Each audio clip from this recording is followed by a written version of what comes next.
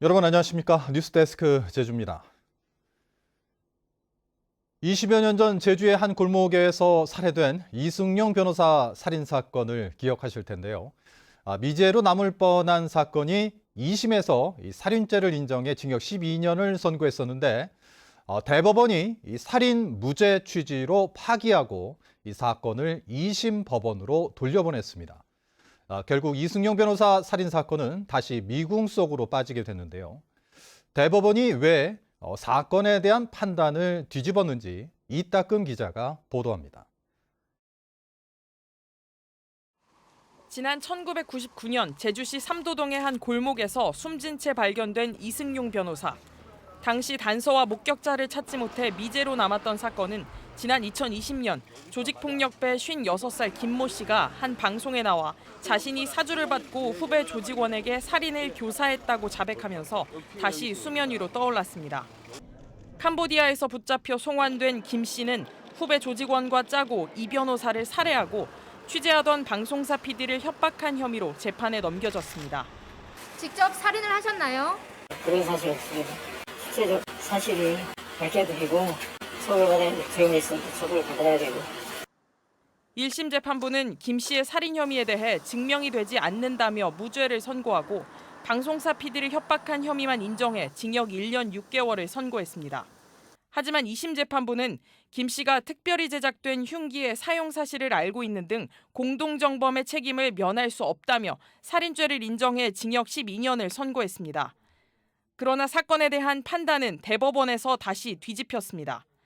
대법원은 김 씨의 진술 가운데 살인을 지시했다는 폭력배 두목 백모 씨가 당시 교도소에 수감된 사실이 확인되는 등 일부 사실과 다른 부분이 있어 진술의 신빙성이 없다고 판단했습니다. 또 범행을 직접 저지른 후배 조직원의 도피 과정에 대해서도 김 씨가 일관성 있게 진술하지 못했다며 사건을 파기하고 2심 법원으로 돌려보냈습니다.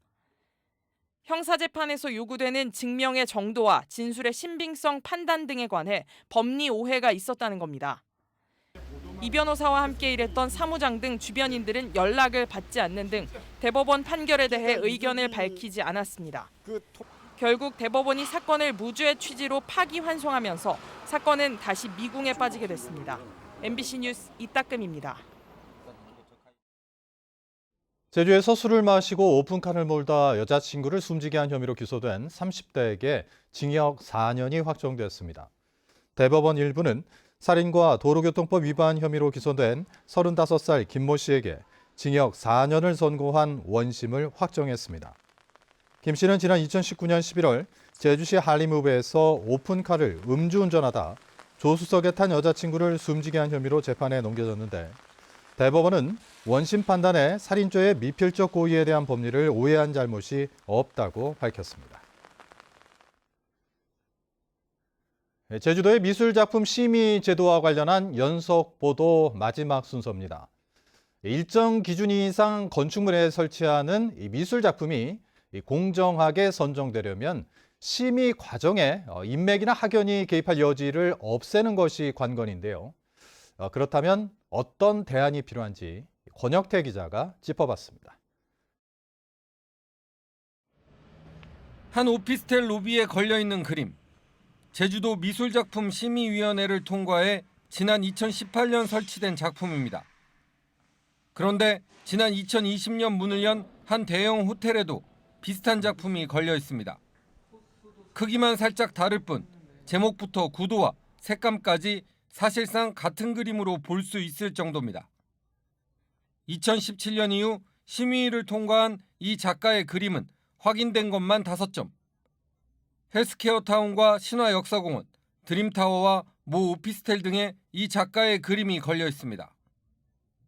해당 작가는 심의위원장과 같은 대학에 있던 교수로 현재는 정년퇴직해 명예교수직을 맡고 있습니다. 우연의 일치라고 해도 다른 작가들에 비하면 많은 작품이 심의를 통과했습니다. 경기도에서는 5년 동안 설치 작품을 전수조사해 전체 작품의 40%가 상위 10% 작가에게 집중된 것으로 확인되면서 지난 2019년 심의제도를 대폭 손질했습니다. 심의위원을 80명까지 폭을 넓히고 심의가 열릴 때마다 무작위로 10명을 선정해 진행합니다. 오전, 오후로 나눠 심의위원을 교체하고 위원회 임기는 1년으로 연임을 허용하지 않습니다. 11명의 위원이 고정되어 있고 최대 4년까지 연임이 가능한 제주와는 크게 차이가 납니다. 심의위원회 제척 기준도 명확히 했습니다. 예를 들어서 심의위원이 속한 대학이나 협회, 단체와 심의위원이 관계된 화랑 및 대행사 소속 작가의 작품이 출품되면 심의에 참여할 수 없게 되며 이를 위반하면 향후에 심의위원으로서 활동할 수 없게 됩니다. 현재 건축주 마음대로 미술품을 선정해 심의에 붙이는 제도를 아예 바꿀 필요가 있다는 지적도 나옵니다. 건축주와 심의위의 짬짬이 가능성을 아예 없애기 위해 경기도나 부산시처럼 지자체가 공모를 통해 미술품을 접수받아 공개 평가를 진행하는 방식을 도입할 필요성도 있어 보입니다.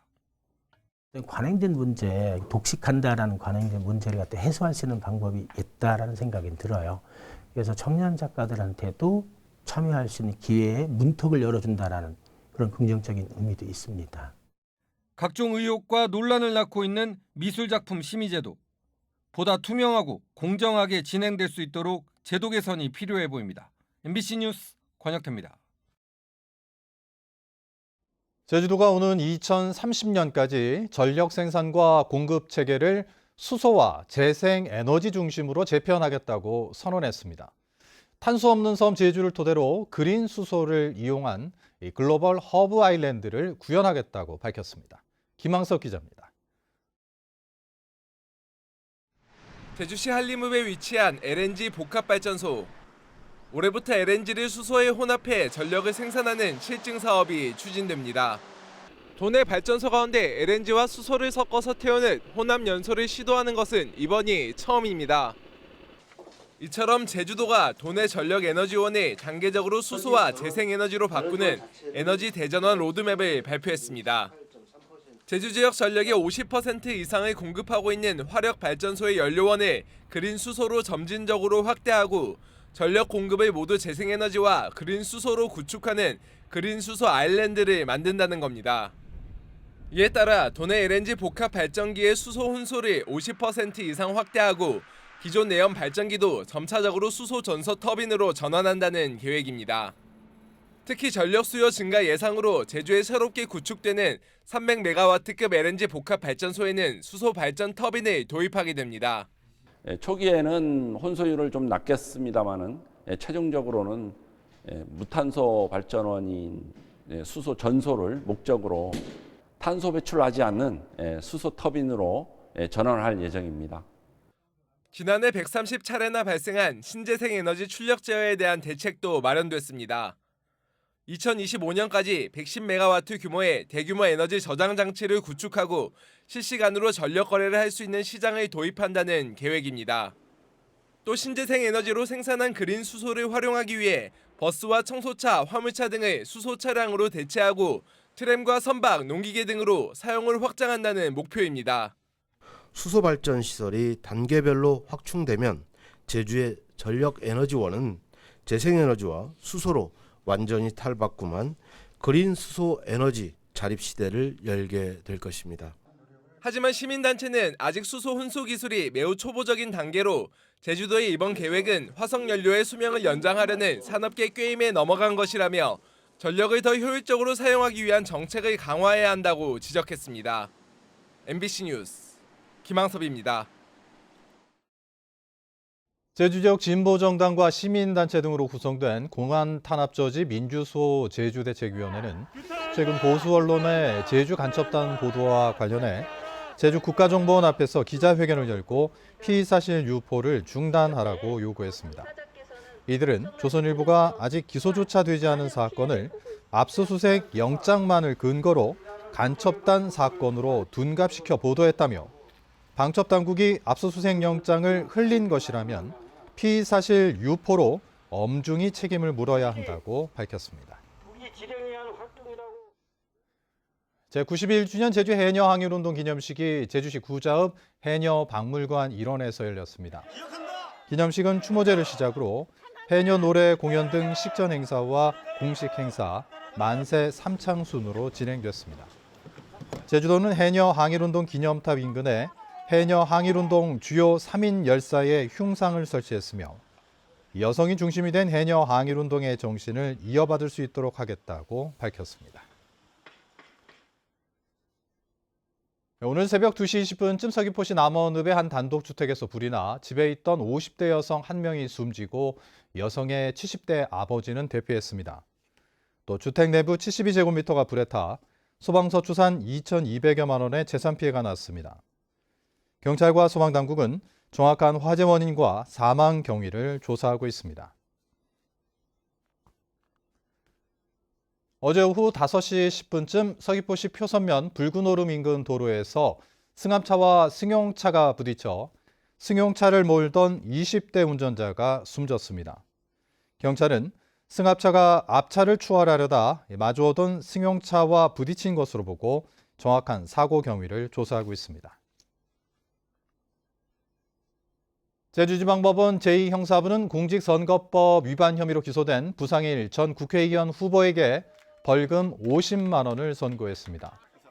부상일 변호사는 지난해 6일 지방선거에서 국민의힘 국회의원 후보로 출마해 공식 선거운동 기간에 거리가 아닌 특정 기관 사무실을 방문해 직원들에게 명함을 돌리고 지지를 호소해 선거법상 호별 방문 금지 규정을 위반한 혐의로 재판에 넘겨졌습니다.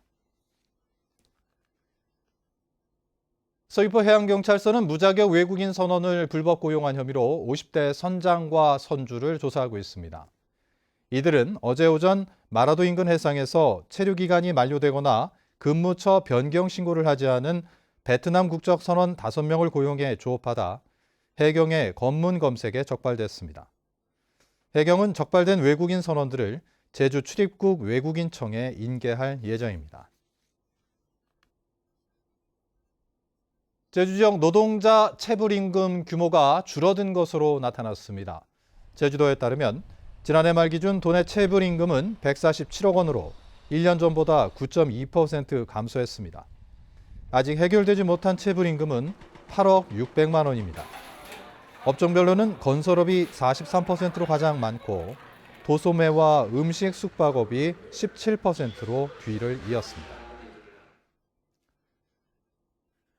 뉴스데스크 제주를 마칩니다. 시청해주신 여러분 고맙습니다.